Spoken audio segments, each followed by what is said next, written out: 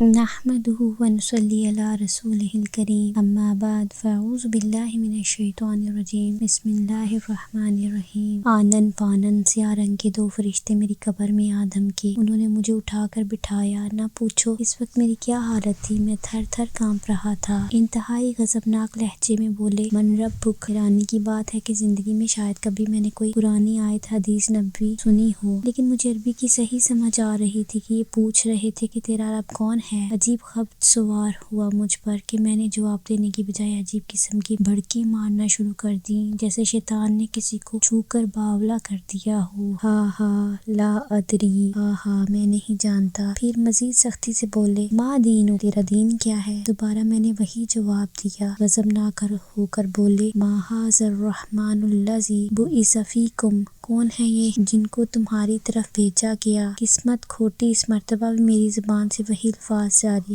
ہوئے۔ آسمان سے آواز آئی، ان کذب، کہ یہ جھوٹا ہے، اس کا بستر آگ کا کر دو، اس کا لباس آگ کا کر دو، اور اس کے لیے دوزخ کی طرف ایک دروازہ کھول دو۔ یہ آواز آنے کی دیر تھی کہ اسی وقت میری قبر میں لو اور گرمی آنا شروع ہو گئی اور قبر تنگ ہو گئی کہ میری پسلیاں ایک دوسرے میں گھس گئیں۔ اچر اور فاحش قسم کے گانوں کی آوازیں اس گھر سے بلند ہوتی ہیں کہ اللہ کی پناہ، اگر گانے بجانے کے بغیر تمہاری گزر نہیں ہوتی تو کم از کم آواز ہی آہستہ رکھا کرو۔ اور یہ میرے مرنے کے بعد نئی کار، نئی موٹر سائیکل، کیا سوچتے ہوں گے محلے والے؟ تمہارے سامنے تو کچھ نہیں کہتے مگر سارا محلہ کہتا ہے کہ باپ کے مرنے پر جشن منا رہے ہیں۔ میرے بچوں، میں جانتا ہوں کہ تمہارے وقت بہت قیمتی ہے، بس آخری بات، اس کے بعد کچھ نہیں کہوں گا بیٹا، اپنی ماں اور بہنوں سے کہنا کہ اللہ سے ڈریں، چند دن بھی ان سے صبر نہ ہو سکا۔ وہ بناؤ سنگار کر کے اتنے چمکیلے بھڑکیلے لباس اور کھلے ہوئے بالوں کے ساتھ بے پردہ باہر آنا جانا چھوڑ دیں۔ کیوں کرتے ہو یہ سب کچھ؟ کیوں اذیت دیتے ہو مجھے؟ یقین مانو یہ سب کچھ کرتے تو تم ہو، مگر بھگتنا مجھے پڑتا ہے، میری سزا میں اضافہ ہوتا ہے۔ کیوں کرتے ہو اس طرح؟ آخر میں تمہارا باپ ہوں، جو سلوک تم میرے ساتھ کر رہے ہو اسی طرح تو کوئی شریف ہمسایہ بھی نہیں کرتا۔ تم تو میری اولاد ہو، باپ سمجھ کر نہیں تو کم از کم ایک ہمسائے جتنی حیثیت تو دے دو۔ زندگی میں تم ابا جان کہتے تھکتے نہیں تھے، تمہیں ہی پالنے کے لیے حرام کماتا رہا۔ آج کیا ہو گیا مجھے؟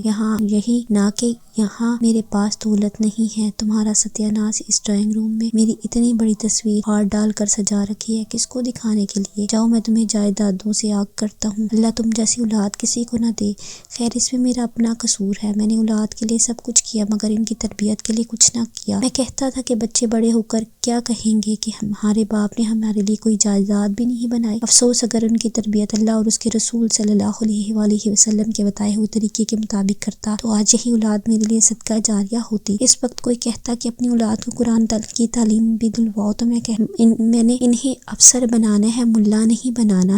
افسوس، اچھے افسر تو بن گئے مگر اچھے مسلمان نہ بن سکے۔ کہ کم از کم ایک بیٹی کی اچھی تربیت کر دیتا تو شاید میرے لیے جنت میں داخلے کا ذریعہ بن جاتی، مگر اب پچھتانے سے کیا فائدہ؟ یہ تو ظاہر ہے کہ جیسا کرو گے ویسا بھرو گے۔ مجھ جیسے ماں باپ کے نافرمان کا یہی حال ہونا چاہیے تھا۔ خواتین و حضرات، اس نصیحت آموز کہانی کے بعد بھی ہمارا دل گناہوں سے اچاٹ نہیں ہوگا، ہمارا دل نیکیوں کی طرف نہیں بڑھے گا، تو پھر ڈریں اس دن سے جس دن بہت سے لوگ حسرت میں مبتلا ہوں گے، افسوس میں مبتلا ہوں گے کہ اے کاش ہم وقت پر اپنے لیے کچھ جمع کر لیتے اور آج کے دن کی مشقتوں سے، اذیتوں سے اور عذاب سے محفوظ رہتے۔ اللہ پاک ہم سب کو نیک راستے پر چلنے کی توفیق عطا فرمائے اور گناہوں سے محفوظ رکھے۔ اللہ اس کام کو میرے لیے صدقہ جاریہ اور توشہ آخرت بنا دے۔ اسی کے ساتھ اجازت چاہتی ہوں، اللہ حافظ۔